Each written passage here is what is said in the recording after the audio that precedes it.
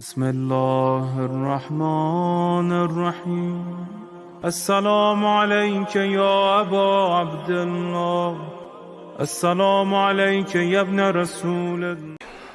कहते दलील ये है कि रसूल अल्लाह के जाने के बाद ये इनके यहां भी ये एक सतर का भी फर्क नहीं है कि उनकी खिलाफत की दलील ये है कि रसूल अल्लाह के जाने के बाद क्योंकि बाकायदा कोई निजाम नहीं था तो सकीफा बनी सादा में मुसलमानों का इजमा हुआ और इजमाए उम्मत ने, इजमा यानी कि मुसलमानों की मेजॉरिटी ने वहां पे एक इलेक्शन किया और इस इलेक्शन में उन्हें सिलेक्ट कर लिया गया। अच्छा यहीं पे आए, क्या हुआ था? उम्मत का इजमा। खलीफा किसका था? रसूल का। इजमा किसका था?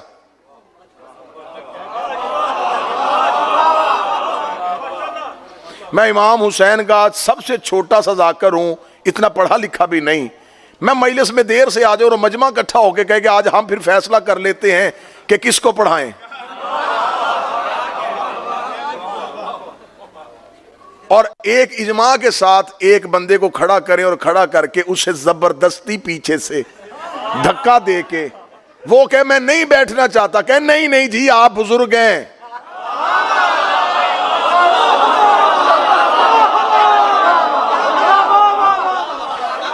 आप बड़े हैं तो आज वो नहीं आ सके तो आप बैठ जाएं।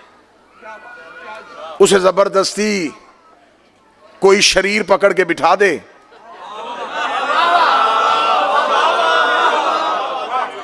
अब वो बैठ के खांसना शुरू कर दें तो आप आगे से चुप बैठे हैं, भाई बिठाया है तो पढ़ाओ। तो वो कहें ले साहब सुन ले, आपने मुझे पकड़ के बिठा तो दिया है, पढ़ मैं लेता हूं लेकिन अगर कुछ गलत पढ़ दूं तो मुझे ठीक कर देना। जिसने हाथ उठाया है शहजादी इस हाथ को सलामत रखे, यकीनन तुम्हारी निगाह तारीख में है तो हाथ उठाए। हर बात तो मिंबर से भी खोल के बयान नहीं हो सकती। वो खांसते हुए कह दे कि हजूर पकड़ के बिठा दिया है, बस आ गया हूं, बैठ गया हूं। आज मौलाना नहीं आए तो चलो मैं कोशिश करता हूं मैं जितना पढ़ सकूं, लेकिन अगर कुछ गलत पढ़ दूं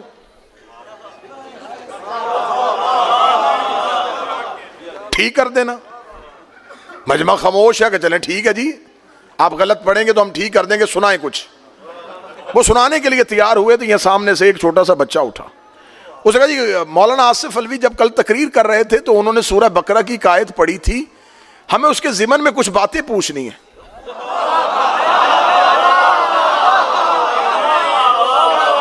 अब वो बैठ तो गया मेरी जगह पे,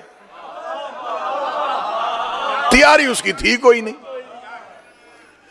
तो उसने कहा बेटा क्या कुरान में कोई सूरह बकरा भी है?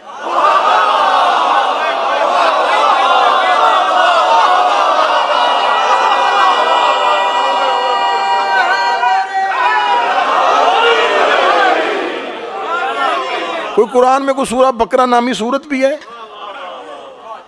अच्छा बेटा कुरान में ये सूरत इस नाम की कोई सूरत है? अब वो परेशान हो गया जिसने उसे बिठाया था, उसे तो नहीं पता था कि बच्चा सवाल कर देगा। अब मजलिस का माहौल खराब होने लगा। अब वो मुजाहिद शाह जी बैठे हुए बुजुर्ग हैं, उनको पता चल गया कि ये सारे इल्जाम हमारे ऊपर आ जाएगा कि जी अल हैदर ट्रस्ट में ये चलता है कि एक बंदा मिंबर पे बैठ गया और उसको यही नहीं पता कि सूरह बकरा नाम की कोई सूरत भी है। उन्होंने देखा कि माहौल ख़राब हो गया, इल्ज़ाम पूरे का पूरा जो है ना वो मजलिस पे आ जाना है। वो फ़ौरन उठे और फ़ौरन उठ के आके उन्होंने माइक पे कहा भाई ये जो बेटा सवाल है ना ये सवाल बाद में पूछ लेना, हम बता देंगे कुरान में बेटा सूरह बकरा है और अल्लाह की ये कुरान की भेजी हुई सूरत है और खुदा ने इस। अब उन्होंने जवाब दे के बच्चे की तसल्ली करवा दी। अब वो जिस बूढ़े को बिठाया था ना उसने देख लिया कि मुजाहिद शाह जी ने ना फौरन आके हालात को कंट्रोल कर लिया है। आप चले गए तो वो शाह जी को लेके उधर जा रहा था, उधर जाके शाह जी को पीछे मुड़ के कहता शाह जी अगर आज आप ना होते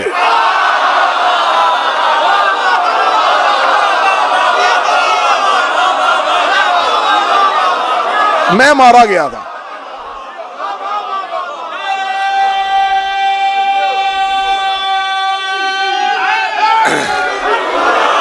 मैं मारा गया था कि मैं जितनी बड़ी चवल मार बैठा था कि मैंने तो इनकार कर दिया था कि सूरत ही कोई नहीं है। तो शादी फौरन हाथ पकड़ के कहेंगे मैंने भी इज्जत तेरी नहीं बचाई। बात मजलिस पे आ रही थी, कल को लोगों ने कह देना था मजलिस हुसैन में जो मर्जी मिंबर पे आके बैठ जाता है। बंदे अली से कहते थे या अली तूने बचा लिया, फरमाया इज्जत तुम्हारी नहीं बचाई, इज्जत मोहम्मद की बचाई।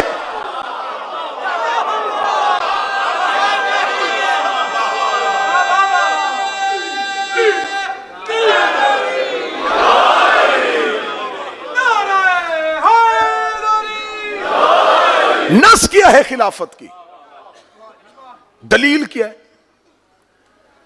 भाई हम पूछ रहे हैं ना, हम सवाल पूछ रहे हैं। सारा साल नहीं मेरी कौम के बच्चों से पूछते। मुहर्रम शुरू होता है तो सोशल मीडिया पे शुरू, घोड़ा कहां लिखा है, मातम कहां लिखा है, जुलजना कहां लिखा है, काले कपड़े पहनना कहां लिखा है। लिखा है लिखा है लिखा है कहने वालों, कुछ हमें भी तो बताओ कि खिलाफत कहां लिखी है।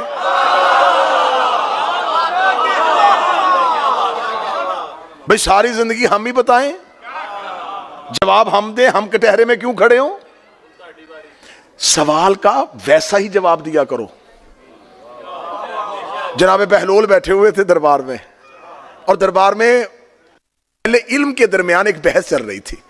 एक हदीस बनी बनाई हदीस ले आए कि रसूल अल्लाह ने फरमाया था कि मेरी उम्मत के तमाम अमाल अगर क़यामत वाले दिन मिजान पे, तराजू पे एक पलड़े में रखे जाएं और एक बंदा उसके अमल इस पे रखे जाएं तो उसका पलड़ा उम्मत तमाम के अमाल से ज्यादा वजनी होगा।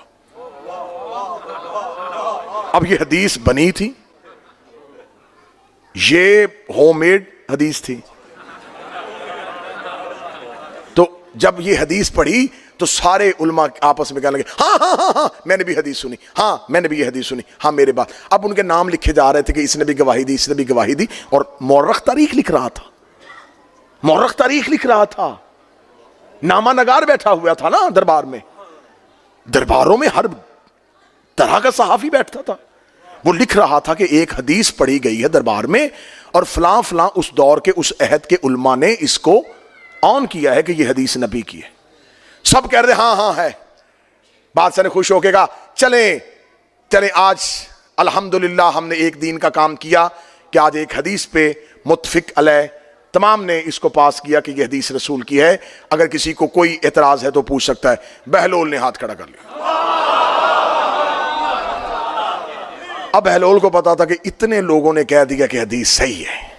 जब मैंने कहना ना सही नहीं, तो फौरन इतने मौलवियों ने फौरन मेरे ऊपर कत्ल का फतवा लगा देना कि इसने इतने उलमा की तौहीन कर दी है, इतने दीनदार। अब मैंने कहा था जैसा सवाल वैसा जवाब।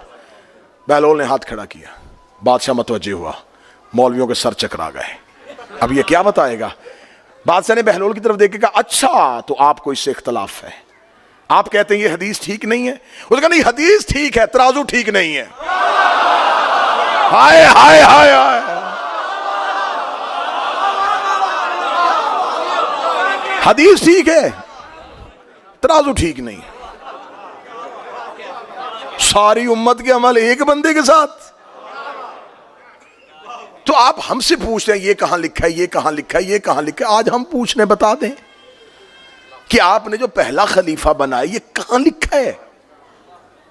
कहते जी नहीं, उम्मत ने इकट्ठे होके अजमा से बना दिया था। अच्छा, उम्मत ने अजमा से बना दिया था। खुदा कुरान में कहता जब अल्लाह ने पहला खलीफा बनाया था, व इस काल रब्बुका लिल मलाइकति इन्नी जाइलुन फिल अर्ज़ खलीफा, जब अल्लाह ने पहला बनाया था तो फरिश्तों ने अजमा के साथ अल्लाह को जवाब दिया था इसे खिलाफत ना दे, जमीन पे फसाद हो जाएगा। खुदा ने फरिश्तों के अजमा को ठुकराया और कहा चुप, सिर्फ सजदा करो। अब सर पे कुरान रख के बताना, जो अल्लाह अपनी खिलाफत पे मासूमों का इजमा बर्दाश्त नहीं करता,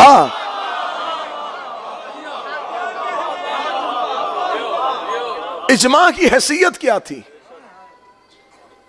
क्या वो जितने लोग थे, जितने भी लोग थे, क्या वो सारे के सारे इस्लामी इस पोजीशन में थे कि वो जमीन पे अल्लाह की खिलाफत का इंतखाब करें?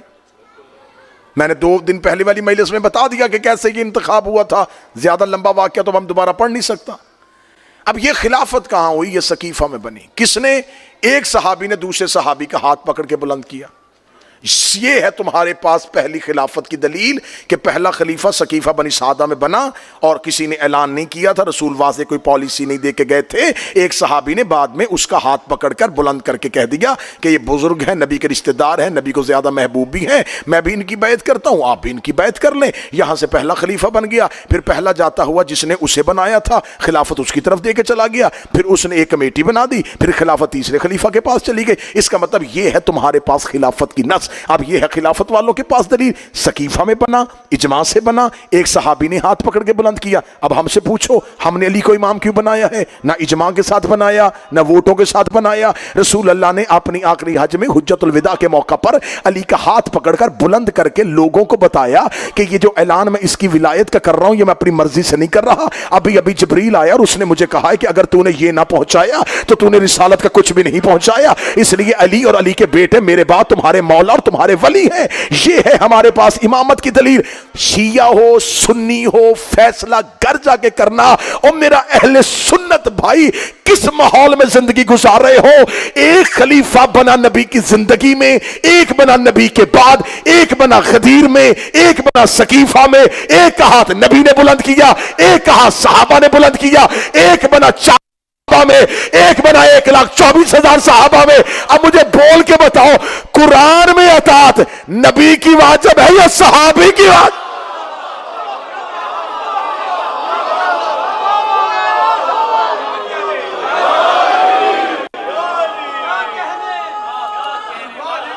अल्लाह का बनाया हुआ। एक को नबी बना रहा है, एक को सहाबी बना रहा है। और कुरान ये कहता है कि जो मोहम्मद दे वो ले लो, जिससे रोके उसे रुक जाओ। रसूल ने हमें अली दिया, हमने ले लिया। मैं 8 मुहर्रम अल हैदर ट्रस्ट में ऐलान करके वीडियो कैमरे पे क्लिप बनवा के वायरल करने लगा हूं आपकी ताईद के साथ।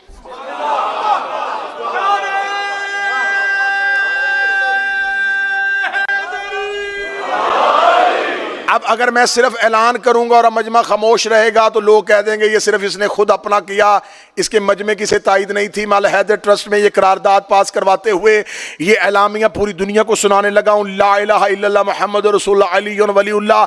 मुझे 14 की सच्चाइयों की कसम है, अगर खुम्मे गदीर पे रसूल हजरत अबू बकर का हाथ बुलंद करते, हम उन्हें खलीफा मान लेते।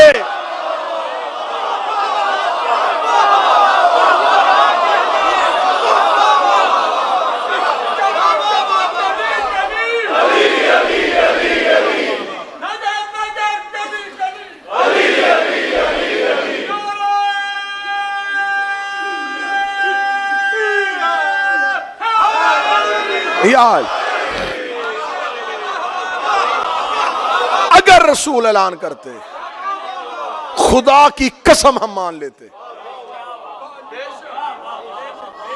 हमें क्या मजबूरी बनी थी कि हम किसी का इनकार करें?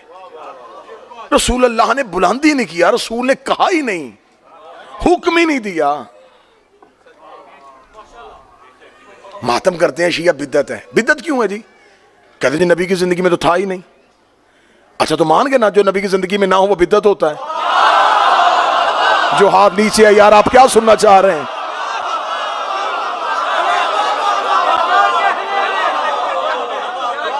ये घोड़ा निकाल दे, नबी की जिंदगी में तो था ही नहीं। मातम कर दे, नबी की जिंदगी में तो था ही नहीं। अच्छा जो नबी की जिंदगी में नहीं होता वो नहीं मानते ना, तो ये नबी की जिंदगी में खलीफा थे ही नहीं।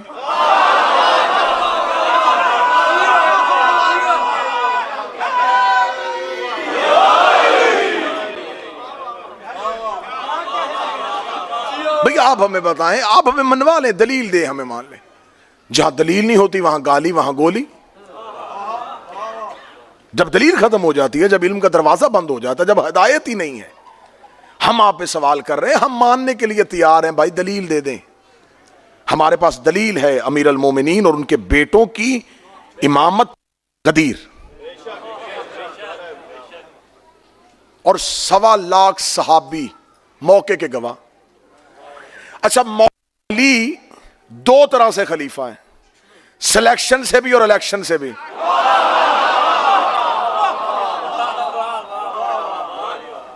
सिलेक्शन अल्लाह ने की गदीर में, चौथे नंबर पर इलेक्शन हुआ, फिर अली इलेक्ट हो गए। लेकिन अली वाले इलेक्शन में और पहले इलेक्शनों में फर्क था। अली फार्म 47 से आए थे,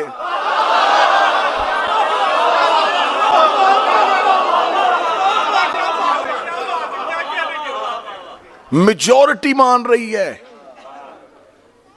यकीन करें अगर सिर्फ इलेक्शन को ही देखा जाए कि पहली खिलाफत के इलेक्शन में और अली के इलेक्शन में क्या फर्क है, जमीन आसमान का फर्क है।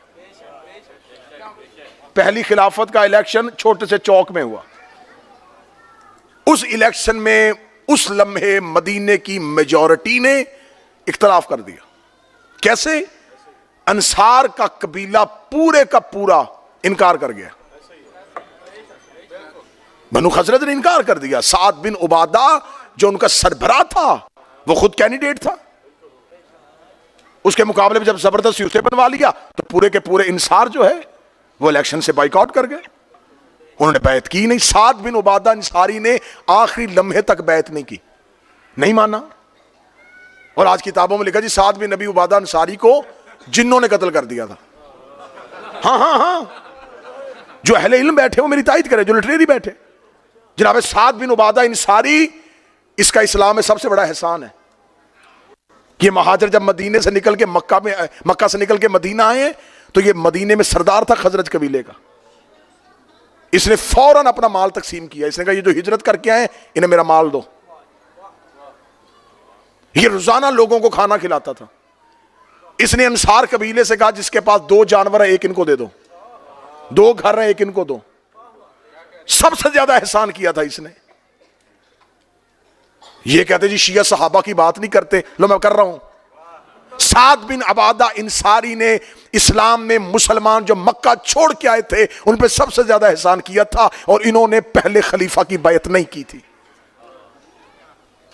इनसे जबरदस्ती छुड़वा दिया गया था मदीना, और बाद में इनको सफर के दौरान नामालूम जगह से एक तीर आया और लगा और मदीने में मशहूर हुआ, जिन्होंने कत्ल कर दिया।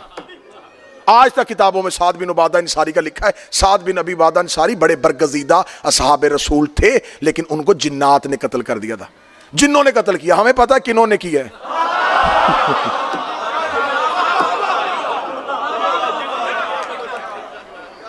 सीक्रेट एजेंसीज उस दौर में भी थी, उन्हें कत्ल कर दिया। साद बिन अबी उबादा अंसारी ने नहीं बैत की। तो अब अगर इलेक्शन को इक्वल किया जाए तो इलेक्शन पहली खिलाफत का देख लो और चौथी का देख लो। आप सिलेक्शन को नहीं मान रहे, आप कहते जी अल्लाह नहीं बनाता बंदे बनाते, तो आओ बंदों के बनाए पे फैसला कर लेते हैं। बंदों के बनाए पे फैसला करो ना। पहली खिलाफत के दौर में छोटा सा चौक सकीफा बनी सादा, वहां पर हुई। अबुल आला मौदूदी, इब्ने खल्दून, शिबली नुमानी, इब्ने असीर, इब्ने कसीर, याकूबी, जहां जहां तक जाना चाहोगे मैं पीछे पीछे चलूंगा, एक एक तारीख से दिखवाऊंगा तुम्हें। सब ने लिखा कि इन्होंने जब फैसला किया और फैसला करके छोटे से ग्रोह 4 बंदे थे पहले जिन्होंने बैत की, 4 और 4 बंदे बैत करके तलवारें निकाल के मदीने की गली में आ रहे थे, और सामने से कोई बंदा आता उसका हाथ बड़े जबरदस्ती पकड़ के कहते हो गई तेरी बैत। हाँ हाँ हाँ, मैं मजाक नहीं कर रहा, मैं हकाइक पढ़ रहा हूं। हो गई तेरी बैत, बस। उसे कहा हुआ क्या है, कौन है ये, क्या हुआ है? कहने लगे वो इनकी खिलाफत का ऐलान हो गया है। आगे से बंदा आ रहा, उसका हाथ पकड़ के पकड़, बस बैत हो गई तेरी, अब खामोश, अब तू बैत में आ चुका है। ये बैत हो रही थी। अली ने ऐसे एक दिन भी बैत नहीं ली। पहला खलीफा जाते हुए दूसरे खलीफा का, और दूसरा खलीफा बीमारी की हालत में कह रहा है जल्दी मुझे दो, मैं तुम्हें कुछ लिख के दूं ताकि मेरे बाद ये बंदे कमेटी में बिठा देना। अच्छा, नबी जब आखिरी वक्त कह रहे थे कि लाओ, वो किसी ने न दिया, फिर कमेटी बनवाई। लेकिन जब मौला अमीर अल मोमिनीन की खिलाफत का दौर आया, फिर जब मुसलमान अली के पास आए, या अली आप हुकूमत को कबूल कीजिए। अली ने फरमाया ऐसे नहीं, मस्जिद में आओ। 300 असहाबे बदर जिंदा थे जिन्होंने मौला अली के हाथ पे बैयत की। बैयत रिजवान वाले असहाब मौजूद थे जिन्होंने अली के हाथ पे बैयत की। सिर्फ 19 अफराद वो थे जिन्होंने अली के हाथ पे बैयत नहीं की। 19 अफराद थे, उनके नाम किताबों में लिखे। अब्दुल्ला इब्ने उमर ने बैयत नहीं की, साद बिन अबी वकास ने बैयत नहीं की, मुगीरा इब्ने शोबा ने बैयत नहीं की। अली ने इनमें से किसी से भी जबरदस्ती बैयत नहीं ली। इन्होंने मस्जिद के अंदर खड़े होकर कहा अली हम तेरी बैयत नहीं करेंगे। अली फरमाया बैयत ना करो, लेकिन मदीने का अमन खराब नहीं करना। जनाब सैयदा सुनो, करबला के हकायक सुनो, शियो करबला के राज सुनो। जनाब सैयदा रसूलुल्लाह के जाने के बाद रोजाना ये जो हम हाथ में खाके शिफा की तस्बीह पकड़ते हैं, सबसे पहले कबर की खाक की तस्बीह बीबी ने बनाई थी और जनाब हमजा की कबर की मट्टी लेके उसकी तस्बीह बनाई थी। जनाब हमजा की कबर जो जा चुके हैं वो मेरी तायद करना, जो नहीं गए वो जाके रिसर्च करना और गूगल्स पे चले जाना, जाके देखना कि बनी हाशिम के मोहल्ले से जनाब हमजा की कबर का कितना फासला है। जनाब ज़हरा घर से निकल के रोजाना वहां जाती थी और वहां जाके बैठती थी और बैठ के रोती थी। मैं फजाइल पढ़ रहा हूं। एक दिन महबूब बिन लबीद एक सहाबी अपनी बीवी के साथ गुजर रहा था, यह जनाब हमजा की करीब से गुजरा, कब्र के करीब से। तो इसकी ज़ौजा ने कहा बिन्ते पैगंबर बैठी है। इसने कहा जल्दी जा, अच्छा मौका है, मेरे दिल में कुछ सवाल है, इनके जवाब लेके जा, क्योंकि रसूल की बेटी है, मैं नहीं जा सकता, तू जा। जाके पूछ के बीबी तेरे पास क्या दलील है कि अली खलीफा है। उसकी बीवी गई और अहले सुन्नत किताबों में लिखा है, बीबी ने कहा अली की खिलाफत, क्या यह दलील काफी नहीं है कि मेरा बाबा रसूल उसकी खिलाफत का ऐलान करके गया था। इस सहाबी की बीवी है और उसने उसके अपने शौहर से कहा, महबूब से, कि बीबी कह रही है कि मेरा बाबा ऐलान करेगा। उसने कहा पूछ क्या, कब किया था। ये दोबारा वापस आई, दोबारा आके कहती शहजादी पूछना चाहती हूं कि रसूल अल्लाह ने कब आपके शौहर की खिलाफत का ऐलान किया था। बीबी ने कब्र से सर उठाया और फरमाया गदीर को फरामोश कर दिया तुम लोगों ने, भुला दिया तुम लोगों ने गदीर को। वो फिर गई, फिर जाके अपने शौहर से कहती है, बीबी कहती है कि तुमने गदीर को फरामोश कर दिया। वो कहता आखिरी सवाल पूछा, जाके बीबी से पूछ अगर खिलाफत अली का हक था तो अली ने आपको दरबार में क्यों भेजा, खुद अली अपने हक के लिए क्यों नहीं आए। हक था ना तो आ जाते। ये सवाल जो आज मिंबर पे या सोशल मीडिया पे आपसे पूछा जाता है, ये एक सहाबी की बीवी ने जनाब सैयदा से पूछा। अब मैं जवाब सैयदा पेश करने लगा हूं। उसने कहा अली ने आपको क्यों दरबार में भेजा, अली खुद क्यों नहीं आए। उस औरत ने आके कहा शहजादी अगर खिलाफत अली का हक था तो अली खुद क्यों नहीं आए। जवाब सुनना सैयदा का और घर तक तसल्ली रहेगी तुम्हें। जनाब सैयदा देख के कहती है काबा तवाफ करवाने के लिए घरों में नहीं जाता, और मेरे बाबा की हदीस है, ए अली तेरी मिसाल मेरी उम्मत में काबे की है।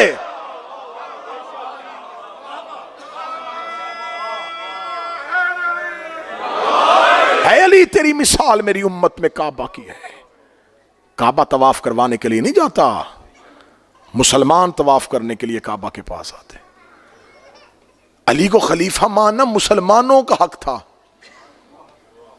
अमीर अल मोमिनीन पे नहीं था कि ये बनाएंगे तो खलीफा बनेंगे।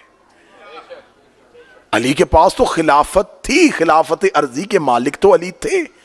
भाई शबे कदर में कोई बंदा सर पे कुरान रख के सारी रात अमाल करता रहे तो शबे कदर की फजीलत में इजाफा हो जाएगा। और अगर लैलतुल कदर में कोई बंदा सारी रात सोया रहे